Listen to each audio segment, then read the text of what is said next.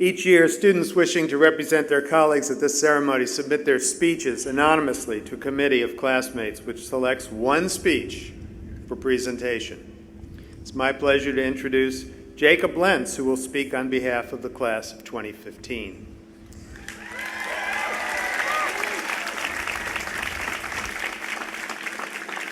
Mr. Lentz was born and raised in Minnesota. He won a scholarship to a military high school where he graduated as valedictorian.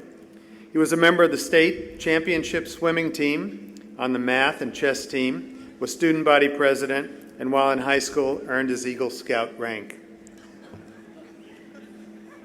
Way to go. Mr. Lentz attended Harvard, graduated magna cum laude with a degree in government and minors in economics and sociology. He wrote for the Harvard Lampoon. After college, he became a writer for the Jimmy Kimmel Live show, eventually becoming the monologue writer. Jacob, where were you when I was trying to write all this for today? Now we learn about it.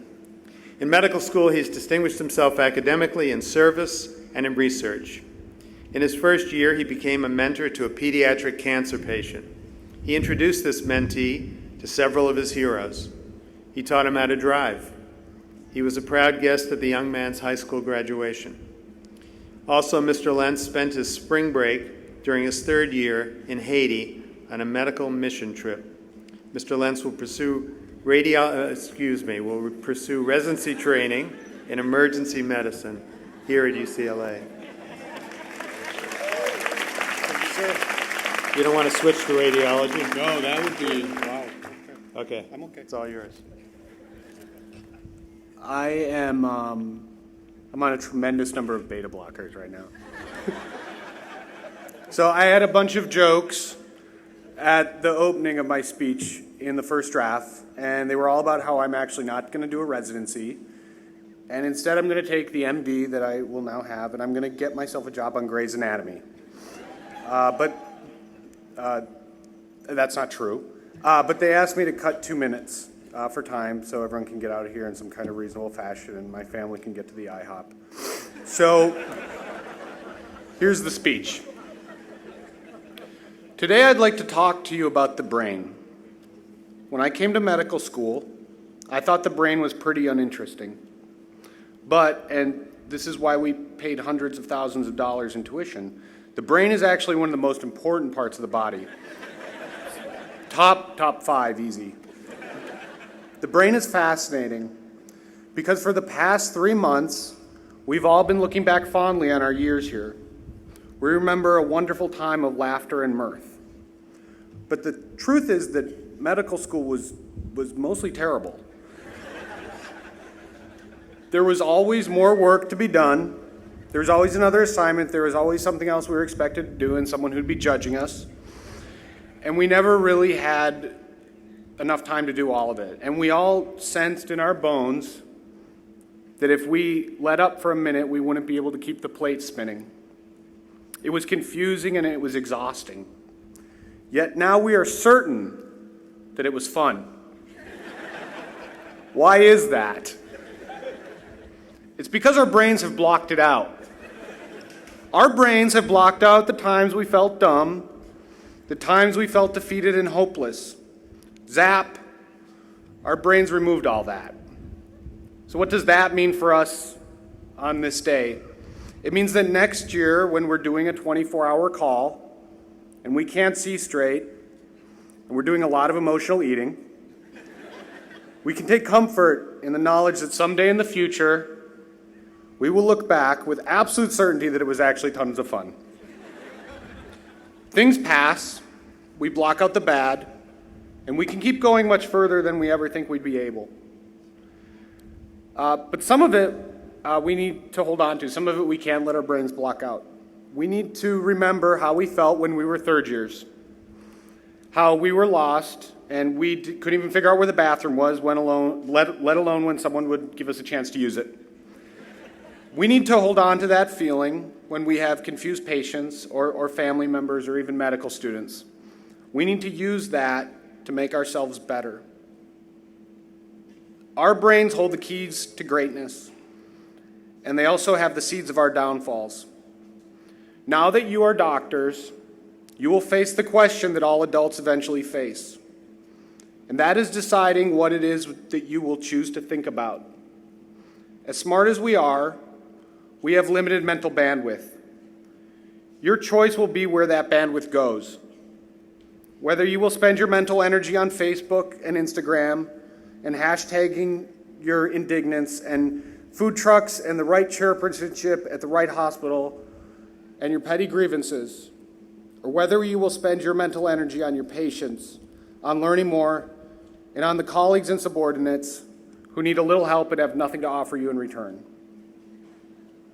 You have to choose because your brain's bandwidth is limited, and I'd encourage you to monitor it. And the brain is funny because the areas where we think our brains are deficient may in fact be the very best parts of ourselves. This is truly the most impressive group of people I have ever known. And I know celebrities. I'm constantly amazed by the raw intellectual candle power in our class. And the thing that I myself am most proud of for me is that I was able to keep up with all of you. I believe that someone in our class will do something that changes medicine. One of us, not me obviously, so one of you, will change the world. And I suspect that the person who does will be a bit of a surprise. Because there is as much to be said for not being the best as there is for being the best. I certainly don't want to take anything away from the best students in our class, but there is a tremendous strength in imperfection. When you have already in your life tried your best and not won the prize, you realize that failure and humiliation are big nothings. They cannot hurt you. When you come up short, you realize that you're going to have to go another path, and that the accolades that seemed so important for so long were written on water. And then you get creative, and though you may well fail horribly, but just fine, it may also change everything forever. So to all of you who have ever felt that you didn't measure up, you may actually have the advantage. Abraham Lincoln, William T. Sherman, and Ulysses S. Grant were all failures in different ways before the Civil War. And I mean like drunken bankruptcy level failures. But when the right politicians and generals were letting the country slip away, these flawed, psychologically troubled people came in, and they saved the Union. They turned out to be the real leaders, which is important because you all want to be leaders in medicine. But what do you know about leadership? Some of you are good, and some of you are pretty good managers, but what do you know about leading? If you have never asked your classmate, Jeremy Smith, how you take an inflatable raft of 8 armed 20-year-old American sailors and board and search a Chinese freighter in the Persian Gulf without causing an international incident, you have not been a student of leadership. You've been learning management. Leadership is much harder. The one thing that I know is true about leadership is that it comes down to trust. I learned that from Colin Powell, who learned it from his drill instructor at the infantry school at Fort Benning. His drill instructor said to him, "Lieutenant, you will know you're a good leader when people follow you, if only out of curiosity." Who will follow you out of curiosity? What are you doing to earn people's trust? If the answer is not much, then why would anyone follow you? Why would anyone's brain tell them to believe in where you say you want to go? And the brain isn't good at digesting long speeches by elderly medical school graduates. Your brain will remember maybe one thing from this.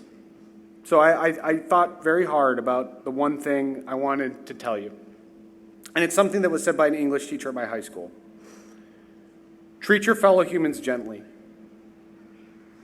What is certain is that we're all very smart, and we're going to have perfectly lovely careers.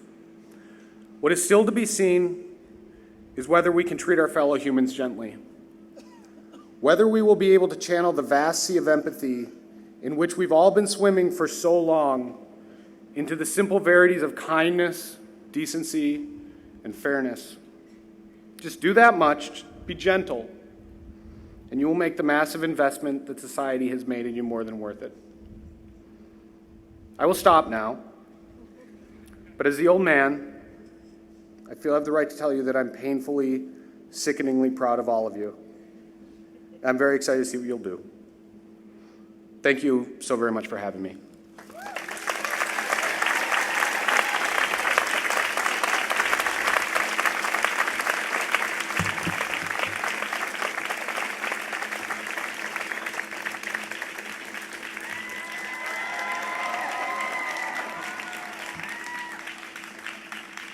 Thank you, Jacob. That was excellent.